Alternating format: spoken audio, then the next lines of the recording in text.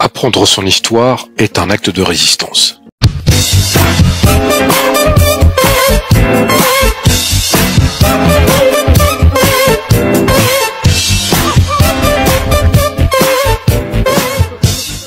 Mais bon, on va faire de l'histoire. Les hiéroglyphes. Vers 2500 ans avant Jésus-Christ, nous trouvons les plus anciens exemples connus de littérature égyptienne. On les appelle les textes des pyramides, gravés sur les murs des pyramides, et plus tard, vers 2000 avant Jésus-Christ, apparut un nouveau type de texte connu sous le nom de texte des sarcophages. Alors c'est un ensemble de formules magiques et liturgiques inscrites sur des cercueils. Vous voyez, alors bien sûr, quand on dit ça, ça donne une certaine connotation, mais au fur et à mesure de l'évolution de l'écriture égyptienne, au cours de sa longue histoire, eh bien, différentes versions de l'écriture hiéroglyphique sont apparues. Donc, elles ont été, on peut dire, développées au fil des générations. Outre les hiéroglyphes traditionnels, il existait également deux équivalents cursifs, le hiératique et le démotique. Alors, ils étaient la version la plus ancienne de l'écriture caractérisée par son aspect pictural élégant. Ces signes se retrouvent généralement dans les inscriptions de monuments et les contextes funéraires. Parce que, voilà, les Égyptiens, au-delà de tout documenter, aimaient, entre guillemets, y apposer des formules.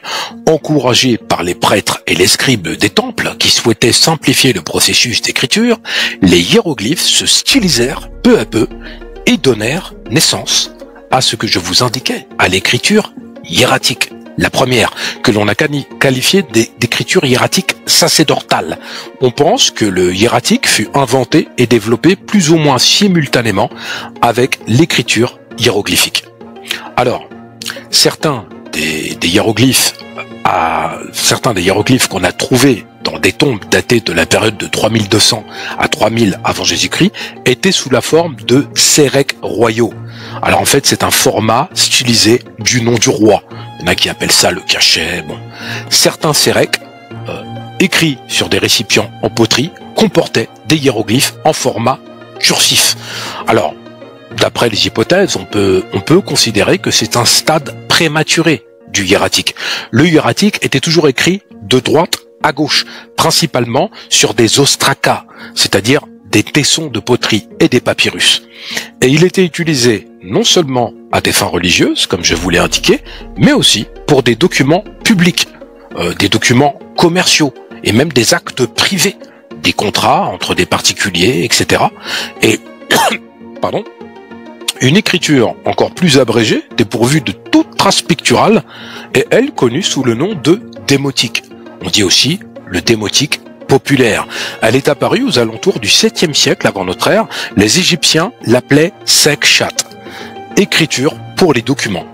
À l'exception des inscriptions religieuses et funéraires, le démotique, comme vous l'aurez compris, remplaça progressivement le hiératique.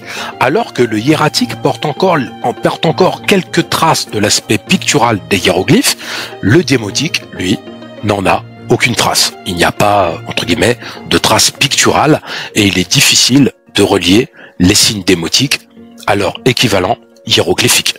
Mais bon, vous voyez, ce sujet est vaste et passionnant, mais si nous allons encore plus loin, selon la tradition égyptienne, le dieu Thoth créa l'écriture pour rendre les Égyptiens plus sages et renforcer leur mémoire. Le dieu Ra, qu'on peut appeler aussi Ré, selon les considérations, cependant, lui, il n'était pas d'accord. Il déclara que le fait de livrer les hiéroglyphes à l'humanité l'amènerait à contempler sa mémoire et son histoire à travers des documents écrits, plutôt que de se fier à ses souvenirs réels, transmis de génération en génération.